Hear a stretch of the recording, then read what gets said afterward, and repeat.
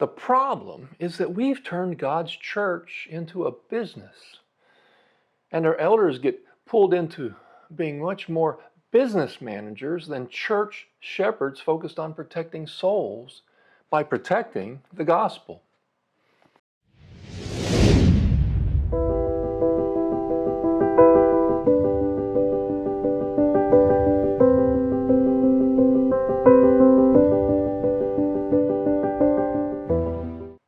The bottom line is this: elders within the church have one primary job to do, and far too many of them are failing at that job. They may be busy, wearing themselves out doing all kinds of stuff, while the one critical thing they need to be doing is left undone, and the church suffers immensely because of this. The first thing we need to do is look at what is the job they're supposed to be doing, and then two, why do we assess that they're failing? And then finally, three, how did we get here? We'll look at all three of these in just the next few minutes. You know, there's more than one way to fail at a job. The typical way is that you don't do the duties of the job very well. Maybe it's not a good match against your skill set, or you just don't try very hard, but for some reason you don't do a very good job of doing the things you're supposed to do. But there's another way of failing at a job. In this way, you do a good job of doing the things you do. You're skilled at it, pretty productive, providing a quality product or service. There's just one problem. It's not what your job is about. If I hire a guy to paint my house and he comes out and fixes my fence, he failed. He may have done a great job at fixing the fence, but that's not what he was hired to do, so he failed. I believe this is what's happening with a huge portion of our church elders. They may be doing a decent job of things they're doing, but they're not spending enough time on what they're really supposed to be doing. I want to explain with you today why I say that. In order to have this discussion, we have to start with item number one. What are the elders supposed to be doing? And for that, we need to turn to the Bible. I want to show you that there is one primary duty that should rise above all others. In order to do that, we need to spend a couple minutes in 1 Timothy and Titus. Some of you will immediately recognize that these are the two books in the New Testament that lay out the characteristics, the traits and abilities that a man needs to be an elder in the church. But what you won't find in is a clear, concise role description. What exactly is it that they're supposed to do? But that's not really a problem. If we'll put aside our preconceived ideas about what an elder is supposed to do, we'll see that the Bible makes it pretty clear.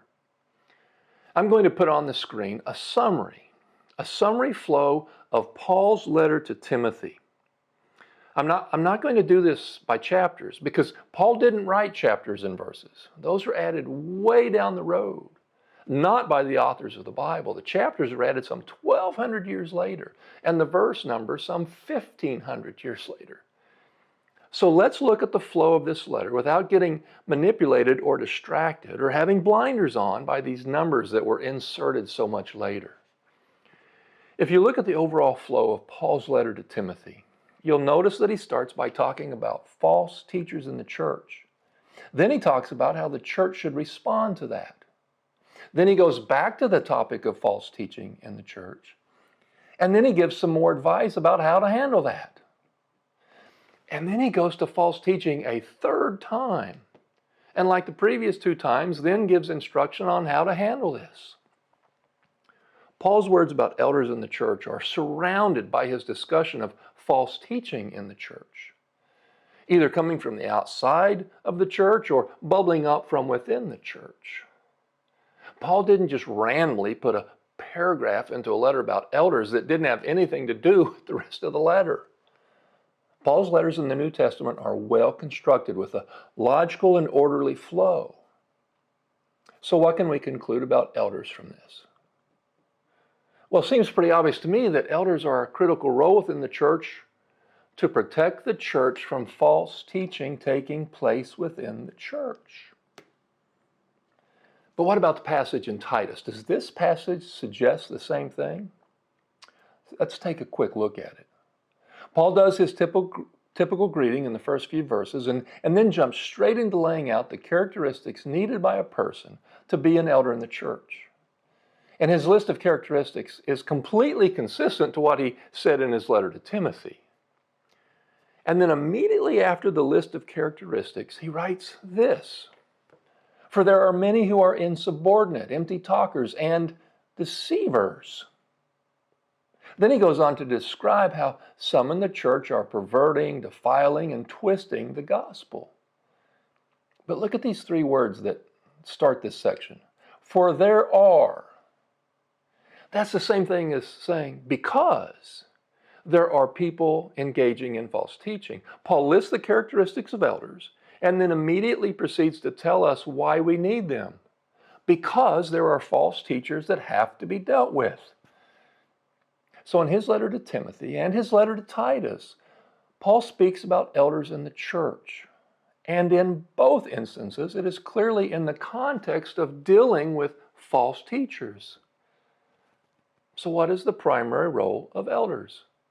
Why did Paul even mention them? Because they are needed to protect the church from false teaching.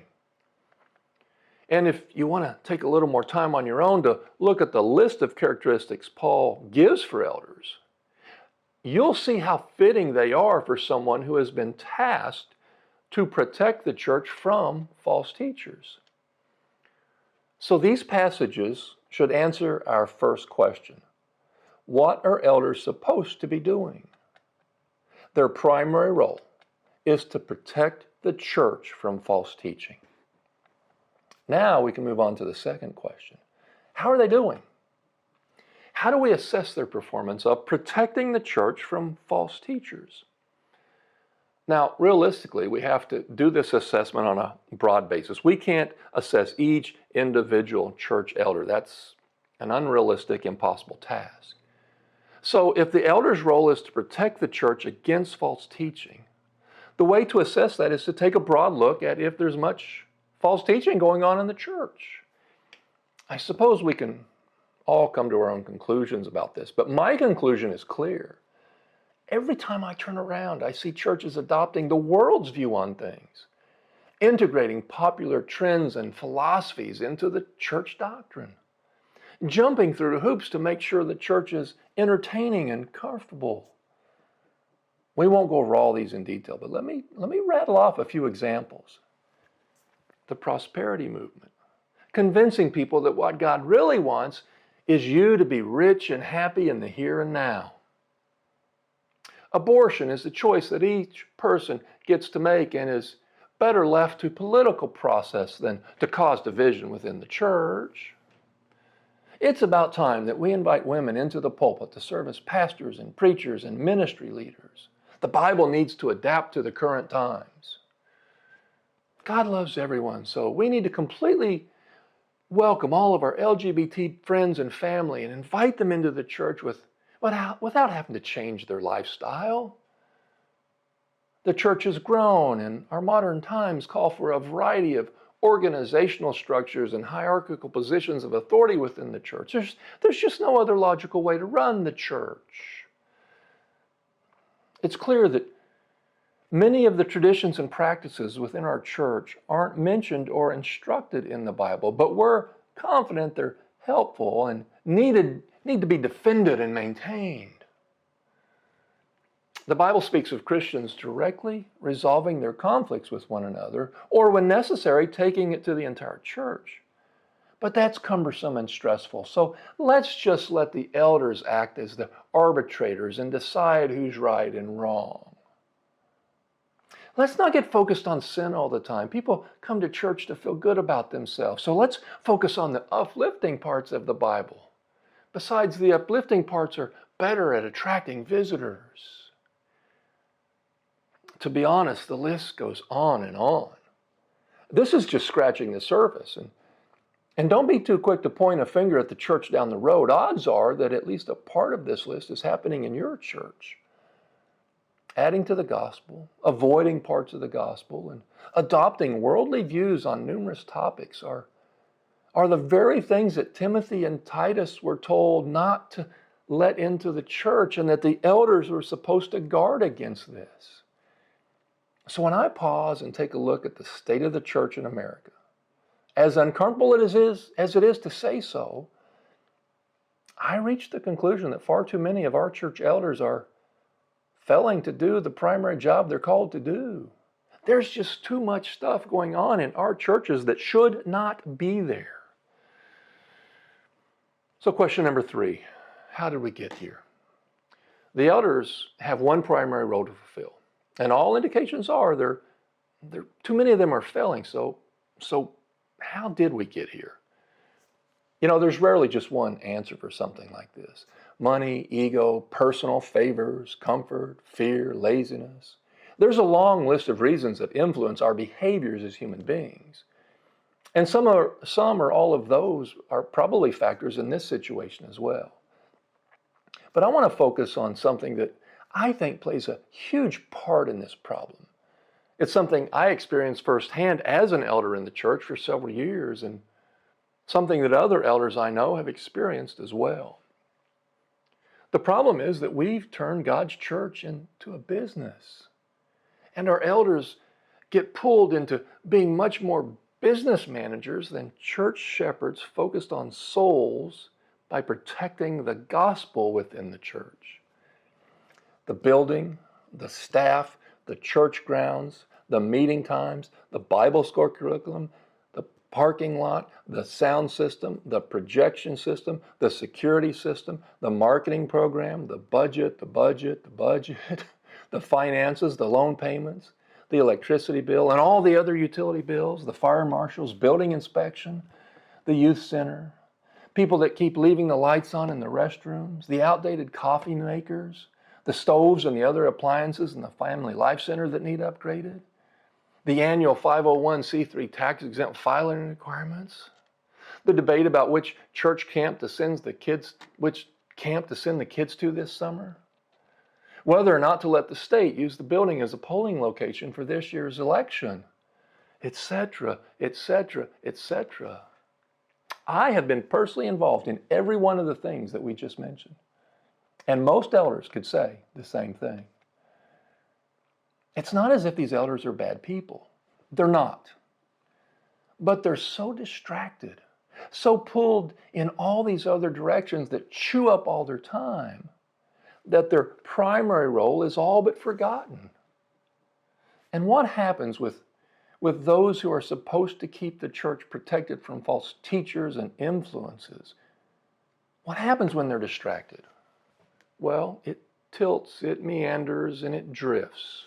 Little by little, it starts to take on the worldly approaches instead of godly, sound, biblical approaches.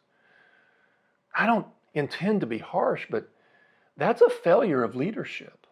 That's a failure of church elders to do the one thing they're supposed to be doing. Let's recap.